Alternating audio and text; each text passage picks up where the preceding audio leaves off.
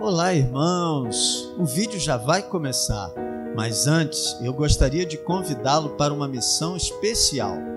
Se você sente que o nosso conteúdo toca o seu coração, por favor, curta o vídeo, inscreva-se no canal, comente e compartilhe com os seus amigos. Assim, a mensagem de amor do nosso Deus pode alcançar mais pessoas. Muito obrigado pelo apoio e vamos ao vídeo. Abra sua Bíblia, por gentileza, no livro do profeta Malaquias, capítulo de número 1, a partir do verso 6. Malaquias, capítulo 1, verso 6, diz assim: O filho honrará o pai e o servo ao seu senhor. E se eu sou pai, onde está a minha honra? Se eu sou Senhor, onde está o meu temor? Diz o Senhor dos Exércitos a vós, ó sacerdotes, que desprezais o meu nome e dizeis: em que desprezamos nós o teu nome? Ofereceis sobre o meu altar pão imundo e dizeis: em que te havemos profanado? Nisto que dizeis, a mesa do Senhor é desprezível. Porque quando trazeis animal cego para o sacrificardes, não faz mal.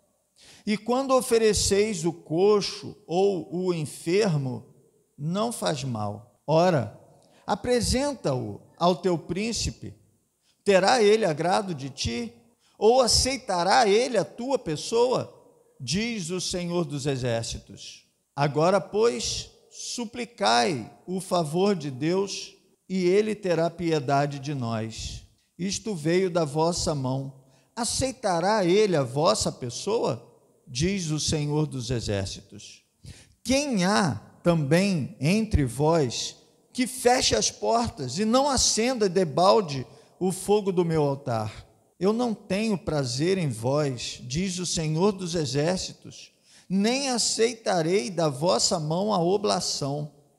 Mas desde o nascente do sol até o poente, será grande entre as nações o meu nome, e em todo lugar se oferecerá ao meu nome incenso e uma oblação pura, porque o meu nome será grande entre as nações, diz o Senhor dos Exércitos. Mas vós o profanais, quando dizeis: a mesa do Senhor é impura, e o seu produto, a sua comida, é desprezível. E dizeis: eis aqui, que canseira, e o lançastes ao desprezo, diz o Senhor dos Exércitos. Vós ofereceis o roubado, e o coxo, e o enfermo. Assim fazeis a oferta. Ser-me-á aceito isto de vossa mão? Diz o Senhor. Pois maldito seja o enganador que, tendo animal no seu rebanho, promete e oferece ao Senhor uma coisa vil. Porque eu sou o grande rei, diz o Senhor dos Exércitos. O meu nome será tremendo entre as nações. Amém. Que Deus nos abençoe através dessa palavra. Palavra difícil, irmãos, palavra dura. Essa palavra jamais pode ser considerada uma palavra mansa, uma palavra agradável. Ela não vem para isso. Nós vimos na semana passada que o profeta Malaquias começa a falar ao povo dizendo peso da palavra. A palavra para peso é a mesma palavra para glória, é a mesma palavra. O peso do Senhor, o peso da palavra do Senhor é o peso da sua glória. É o que Deus tem para falar ao coração do povo. Porque a gente, infelizmente, irmãos, não é de hoje, muita gente caminha para o templo querendo ouvir uma palavra que faça alegre o seu coração, querendo ouvir uma palavra que satisfaça a sua vontade.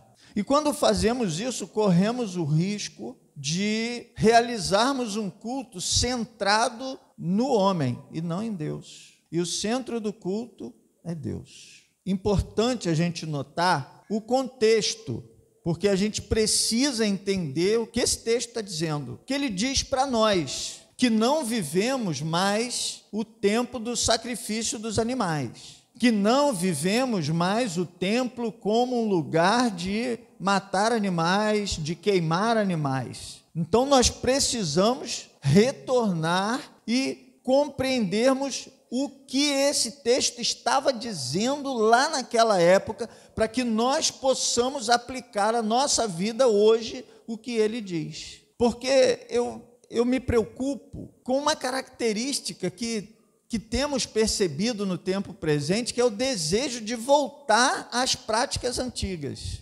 Então a gente entra em templos e vê candelabros, e vê estrelas, e vê bandeiras que remetem ao Antigo Testamento. De maneira nenhuma o Antigo Testamento é melhor do que o Novo Testamento. De maneira nenhuma. O Antigo Testamento, o apóstolo Paulo diz que ele serviu como aio, como tutor. Era como um período preparatório para o que viria. O Antigo Testamento ele servia para apontar o que viria. E nem tampouco o período em que nós vivemos após o Novo Testamento é perfeito, porque ele também nos prepara para um tempo perfeito que nós viveremos na glória celestial. Mas não há cabimento de voltarmos a essas práticas.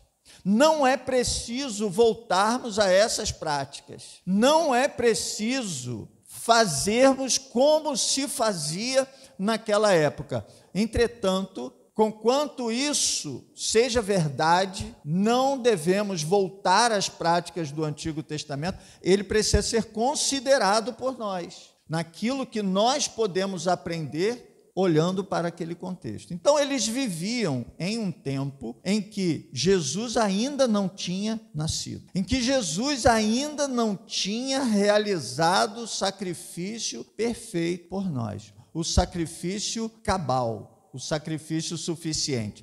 Eles ainda viviam um tempo em que se fazia sacrifícios. Como isso funcionava? Havia local central do culto. O culto da nação de Israel, da religiosidade judaica, era centralizado no templo de Jerusalém. É assim desde o Levítico, quando se estabeleceu como local, centro de adoração, o tabernáculo, e depois do tabernáculo, o templo em Jerusalém. Então era para lá que se levavam os dízimos, lá se faziam as ofertas, lá se faziam os sacrifícios.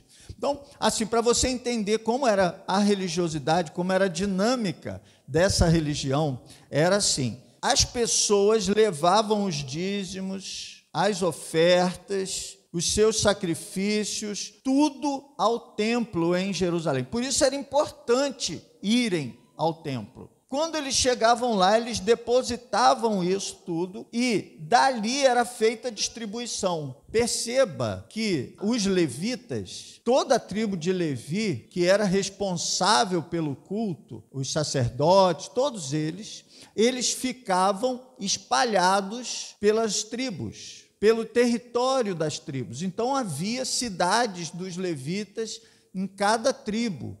Havia os campos onde os levitas, eles tinham as criações para que eles pudessem se manter. Então, as pessoas levavam tudo para o templo, lá eram realizados os sacrifícios pertinentes, lá era recebido tudo. É nesse contexto que Malaquias, no capítulo 3, vai falar: trazei todos os dízimos à casa do tesouro. Era uma espécie, assim vamos chamar, um depósito que existia lá junto ao templo, onde os dízimos eram recebidos, e dali eles eram distribuídos pelos levitas no território. Então o levita, ele não era da agricultura, ele não tinha outro modo de vida a não ser viver das coisas que eles recebiam, que era para Deus. E nesse texto que nós temos aqui à nossa frente, é um texto depois do exílio. Quando o povo foi para a Babilônia, eles não conseguiam ir ao templo. Eles estavam afastados, geograficamente afastados do templo.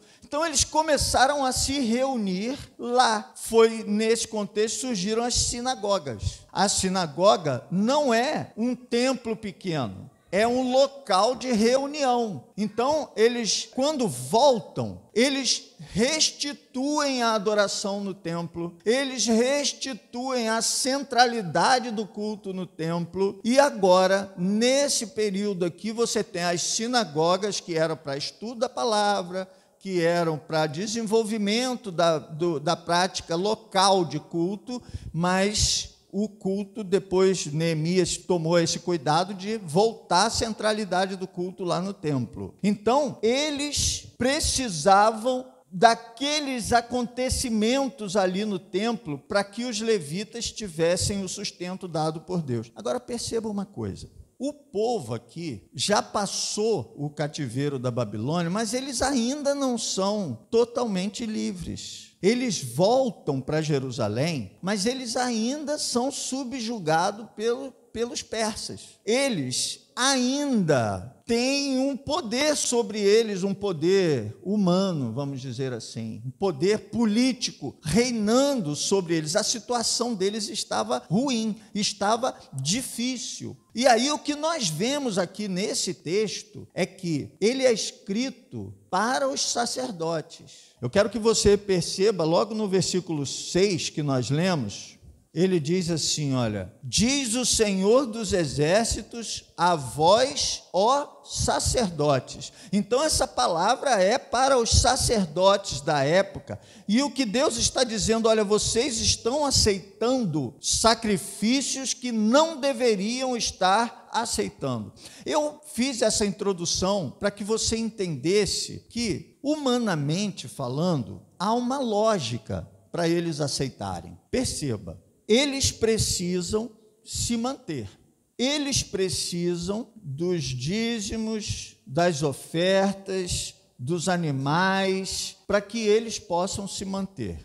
O povo estava em dificuldade, porque o povo estava subjugado. O poder político estava consumindo recursos. O povo não vivia um tempo de bonança, de prosperidade material. E então, o que a gente encontra nesse texto é uma criatividade humana. É uma criatividade no sentido de, olha, se você não pode trazer um animal perfeito, traga um animal com defeito. Se você não pode trazer o melhor do seu rebanho, traga o que você puder trazer. Não tem problema. Só que é o seguinte, irmãos, eles estavam fazendo uma espécie de promoção. Eu ouvi uma vez uma suposta igreja que estava fazendo promoção de dízimo a 7%, como forma de, obviamente, atrair as pessoas. Porque é assim que se faz. Humanamente falando, qual é a solução? Baixar o preço. Qual é a solução quando o negócio está entrando em dificuldade e você está tendo pouca entrada? Baixa o preço. Então, baixa o preço do dízimo, baixa o preço da oferta, baixa a exigência de qualidade daquilo que chega. Os sacerdotes, eles estavam agindo dentro de uma concepção mercadológica, uma concepção de mercado. E, irmãos, nós temos percebido no nosso tempo várias estratégias, algumas dessas estratégias válidas, algumas dessas estratégias em acordo com os ensinamentos bíblicos, com a palavra de Deus, mas algumas estratégias totalmente contrárias ao ensinamento de Deus, à palavra de Deus, à vontade de Deus. Então, há que se ter cuidado com a criatividade, com as estratégias adotadas. E o que Deus está dizendo para os seus líderes da época, para o seu povo, é: eu não estou aceitando o que vocês estão fazendo. É nessa perspectiva que nós precisamos ler esse texto e aplicar à nossa vida. Não para voltarmos a fazer sacrifícios, não para voltarmos a fazer ofertas de animais, nada disso. Mas para que a nossa prática com Deus seja uma prática de respeito a Deus. Para que a nossa vida com Deus seja uma vida de dar a devida importância e o devido valor a Deus. A reclamação de Deus, ele estava sendo desprezado. O povo voltou, começou a adorar novamente no templo, tinha a oportunidade de ir novamente no templo, cultuar, ver o trabalho dos levitas, dos sacerdotes, entregar suas ofertas, entregar seus sacrifícios, entregar aquilo que tinham a Deus, mas agora eles começam a entregar as coisas de qualquer maneira. Parece, irmãos, que eles não mais valorizavam aquilo que era feito. Parece, não é exatamente. E Deus vai dizer algumas coisas assim, muito fortes, muito pesadas. Eu quero chamar a sua atenção para a quantidade de vezes que aparece aí a expressão, diz o Senhor dos Exércitos.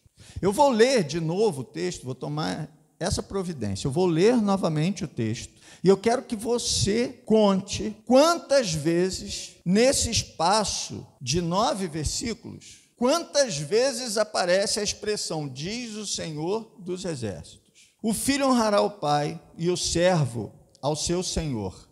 Se eu sou o pai, onde está a minha honra? Se eu sou o Senhor, onde está o meu temor? Diz o Senhor dos Exércitos a vós, ó sacerdotes, que desprezais o meu nome e dizeis, em que desprezamos nós o teu nome? Ofereceis sobre o meu altar pão imundo, e dizeis, em que te havemos profanado? Nisto que dizeis, a mesa do Senhor é desprezível, porque quando trazeis animal cego para o sacrificardes, não faz mal. E quando ofereceis o coxo ou o enfermo, não faz mal. Ora, apresenta-o a teu príncipe, terá ele agrado de ti ou aceitará ele a tua pessoa?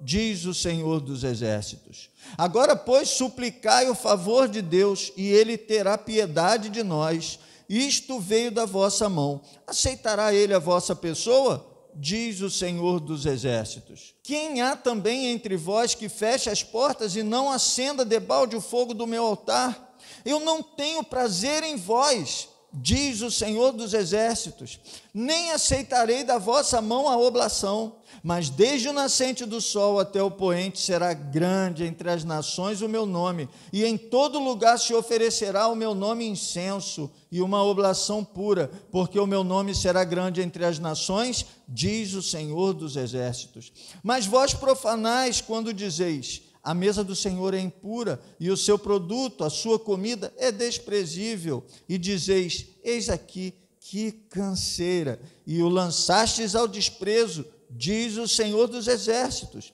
Vós ofereceis o roubado, o coxo, o enfermo, assim fazeis a oferta. Ser-me-á aceito isto de vossa mão, diz o Senhor. Pois maldito seja o enganador que, tendo animal no seu rebanho, promete e oferece ao Senhor uma coisa vil, porque eu sou grande rei, diz o Senhor dos Exércitos. O meu nome será tremendo entre as nações. Quantas vezes aparece a expressão, diz o Senhor dos Exércitos? 7 vezes, diz o Senhor dos Exércitos. Se a gente levar em consideração também, aqui no versículo 9, no versículo 13, que ele diz assim, diz o Senhor, a gente bota mais uma vez, 8 vezes. O Senhor está dizendo isso. Agora, o que significa dizer o Senhor dos Exércitos? Qual é a diferença de dizer o Senhor dos Exércitos para dizer o Senhor da cura? Quando que você se lembra que o Senhor é o Senhor dos Exércitos? Pensa um pouquinho aí, porque o Senhor está se referindo a Deus. Quando diz que é dos exércitos, está dando uma dica, uma característica do que você quer dizer a respeito dele. Então, quando Abraão disse, Jeová Jirê, o Senhor proverá, ele está falando que ele precisava de alguma coisa que ele confiava que Deus daria. Quando alguém diz o Senhor dos Exércitos, De que ele está falando? De guerra, de conflito, de luta. E o Senhor dos Exércitos, Ele está lutando contra quem aqui? Contra o seu próprio povo. A luta de Deus nessa hora é contra o seu próprio povo e contra os seus próprios líderes. Contra a própria liderança da sua igreja, Deus está em conflito. É isso que Ele está dizendo. Eu estou lutando contra vocês, porque o que vocês estão fazendo eu não posso concordar. E o que Ele está falando? Olha, você está trazendo animal roubado. Imagina, irmãos, trazer um animal roubado para sacrificar, para entregar ao Senhor. Trazer o produto, fruto de roubo, para entregar ao Senhor. Se a Polícia Federal encontrasse um negócio desse, ia chamar de lavagem de dinheiro, porque isso está acontecendo. Hoje, há pessoas que colocam dinheiro em igreja para lavar esse dinheiro, para que ele possa ter agora uma cara de dinheiro limpo. O animal defeituoso. E ele vai falar assim, olha, você prometeu uma coisa e entregou outra. Porque esse texto aqui, ele não está falando só de dízimo. Ele vai falar de dízimo mais na frente, mas agora ele está falando muito de oferta. Oferta é entrega de dedicação. Oferta é entrega voluntária. Ele está falando muito aqui de entrega voluntária, de você prometer uma coisa e fazer outra, de você entregar algo que não é aceitável. Eu quero dizer, irmãos, que adoração, culto, é muito importante para Deus. Essa semana eu estava meditando numa coisa.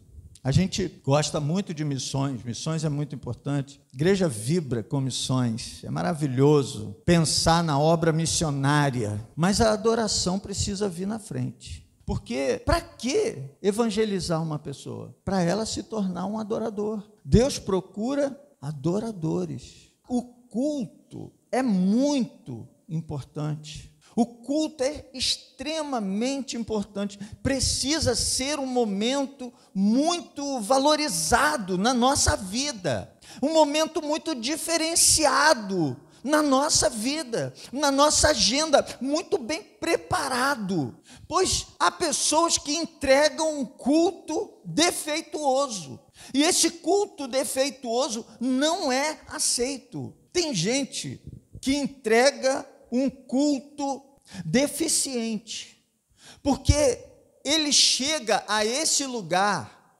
ele chega a esse momento tão cansado, tão esgotado, que ele não consegue prestar atenção, ele não consegue ter atenção ao que está acontecendo. Você precisa olhar para o culto que você está entregando a Deus. Você precisa olhar para o que você está fazendo para Deus. Como que você chega aqui? Aí você vai voltar aqui logo mais à noite. E aí você, ao invés de se preparar para isso, ao invés de se preservar para isso, você sai daqui e vai fazer uma atividade mais cansativa que você tem. Vai jogar bola, vai sei lá o quê. Não sei o que você faz, que te cansa, que tira a sua energia, que drena a sua energia.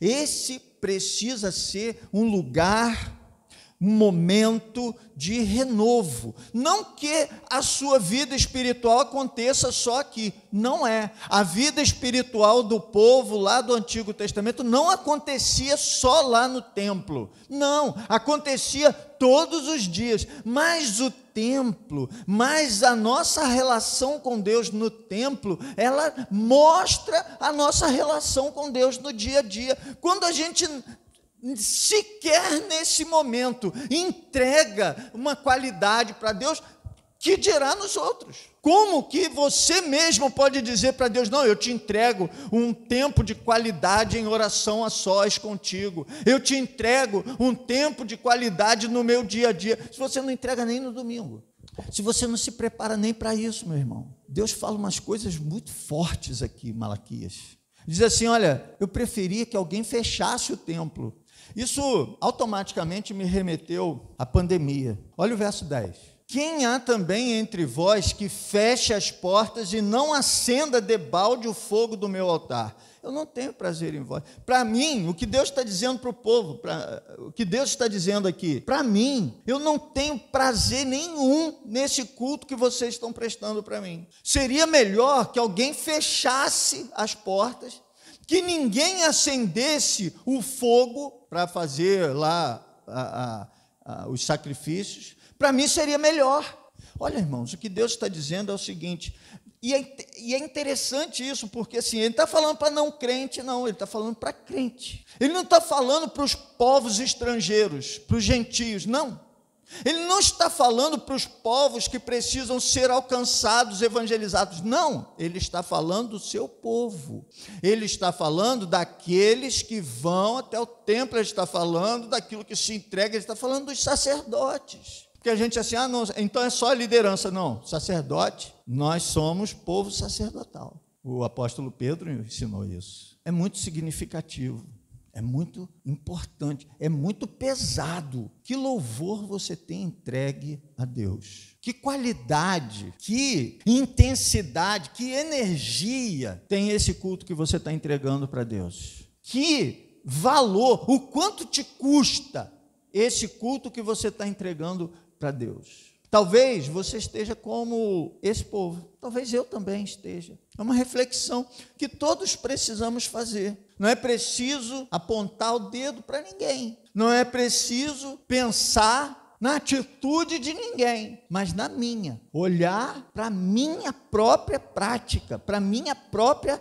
religiosidade, na minha própria relação com Deus. Será que eu estou desprezando a Deus? Olha que palavra, vocês têm me desprezado. É assim, ó, imagina que você fosse entregar para o rei, você fosse ter uma audiência com o rei, porque está falando também de oferta, né? Você vai ter uma audiência com o rei, e aí você diz assim, bom, eu vou separar aqui um mimo, vou separar aqui uma oferta, um agrado, não no sentido de propina, um agrado no sentido de uma coisa para alegrar o coração do rei. Não tem quando você vai jantar na casa de alguém, aí você leva um refrigerante, né? Quando você vai, alguém ganhou neném, aí você leva uma roupinha para o neném. É nesse sentido a ideia. Quer dizer assim, você vai ter uma audiência com o rei, e aí você vai levar uma oferta para ele. E se você levasse isso que você está me entregando, ele ia aceitar? Como que ele ia tratar você entregando isso que você está entregando? Agora veja bem, quem é o rei perto de Deus?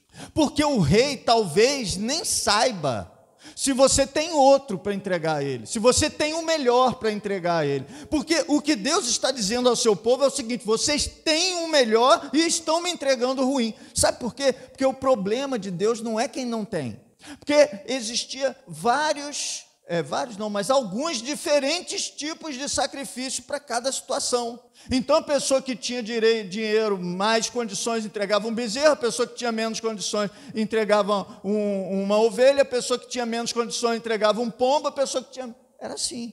Então se você não pode entregar o bezerro, meu irmão, entrega o pombo, mas entrega direito. Se você não tem aquele talento para entregar um louvor afinadíssimo, então você ora, ou você canta baixo, mas faz o melhor, faz do seu coração. Não é o tamanho, não é a quantidade, é a qualidade. E é importante, irmãos, nós entendermos que é Deus quem cuida da igreja. É Deus quem cuida da igreja. Que a gente não precisa ficar fazendo, eu preciso tanto desse professor de EBD. Então, mesmo que ele não se prepare, mas eu vou manter ele, porque coitadinhos de nós sem ele. Nós precisamos tanto do diretor de... Então, a gente aceita ele fazer de qualquer jeito, porque pelo menos alguém está fazendo. O que Deus está dizendo para nós é o seguinte, eu não quero de qualquer jeito, eu não quero. Se for para me entregar de qualquer jeito, é melhor fechar as portas. Se for para entregar qualquer coisa, é melhor não fazer. Verso 13, e dizeis, Eis aqui, que canseira. Essa expressão humana, que canseira. O culto é uma canseira. Cultuar a Deus é uma canseira. Eu fico tão cansado. Meu irmão, se você fica tão cansado é porque você está dormindo tarde. Vou contar uma coisa para você. Quando eu vim para cá, eu olhei, escola dominical, 8 horas da manhã. Aí eu cheguei em casa e falei assim, meu Deus do céu, será possível? Escola dominical, 8 horas da manhã, pode isso dar certo? Porque eu nunca tinha visto. Por quê? Porque lá da igreja onde eu era, o culto da manhã começava às 10h15. Aí quando eu cheguei aqui, 8 horas da manhã, eu falei assim, não é possível, isso não pode dar certo. Aí o que eu tive que fazer, irmãos? A primeira ideia, assim, vamos melhorar. Vamos botar eu e a EBD 9 horas, começar mais tarde. Aí depois eu pensei, não, é melhor eu dormir mais cedo. Não que tenha algum problema culto 9 horas, não estou dizendo, EBD. Mas o que eu quero dizer, irmãos, é que se eu estou cansado nesse horário, alguma coisa estou fazendo errado, não é o horário que está errado. Porque segunda-feira, você e eu, a gente acorda cedo para ir trabalhar. E se for preciso, a gente dorme mais cedo. Por que a gente não está cansado para estar 7 horas no serviço? Que canseira. Meu irmão, está cansado? Vou passar a partir de hoje fazer isso. Se eu ver um irmão dormindo aqui, eu vou dizer, irmão, passa a acordar mais cedo, dormir mais cedo, hein? Isso denuncia o que você está entregando, o coração que você está indo. Aquela é a última coisa da sua agenda. E não pode ser, tem que ser a primeira. Por que é domingo, irmãos? Porque é as primícias da semana. Por que é primícia? Porque precisa ser o melhor. Precisa ser o mais bem preparado. Então, meu irmão, se você faz a barba, faz no dia anterior. Ou acorda mais cedo, dorme mais cedo. Prepara isso aí. Prepara melhor o culto que você está entregando. Entrega perfeito, entrega puro, entrega limpo. E no final, no último verso que nós lemos, aí o verso 14, pois maldito seja o enganador que, tendo animal no seu rebanho, promete e oferece ao Senhor uma coisa vil. Não tem um ponto final aqui. Olha o que vem. Porque eu sou o grande rei, diz o Senhor dos exércitos, o meu nome será tremendo entre as nações. Ele estava falando para quem até aqui? Ele estava falando para os sacerdotes. Agora, ele diz assim, meu nome será tremendo entre as nações. O que Deus está dizendo é o seguinte, se você não me entregar, eu não vou ficar em falta. Se você, que eu separei, que eu preparei, a quem eu tenho falado, não me entregar, eu não vou ficar em falta, porque eu vou receber de outro. Eu vou receber entre as nações. Nós sabemos o que Deus estava dizendo aqui. Ele estava falando dos gentios. Ele estava falando assim, vim para os que eram meus, os meus não me receberam. Mas ele foi para os gentios e ele recebeu a adoração dos gentios. Porque nós não podemos olhar para as coisas de Deus com o olhar humano. Nós não podemos acreditar que a obra de Deus é a obra de um coitadinho que precisa daquilo que eu puder fazer. Não é. Nós não somos o último biscoito do pacote. Que se você não fizer, vai ficar em falta. Se você não fizer, Deus não vai ficar em falta. Nós não precisamos pensar na obra de Deus como uma obra humana. Nós precisamos pensar na obra de Deus como uma obra de Deus. Como quem chega diante do Altíssimo, que sabe, conhece todas as coisas, que é dono da prata e do ouro, que tem todos em suas mãos, e glorificá-lo, felizes, com os corações arrebatados, porque Ele, o Senhor da glória, aceita a minha adoração. Eu estou fazendo favor a Ele, eu estou alegre porque Ele está recebendo o que eu estou entregando, se eu entregar de coração. Que nessa manhã, o Espírito de Deus toque profundamente no seu coração,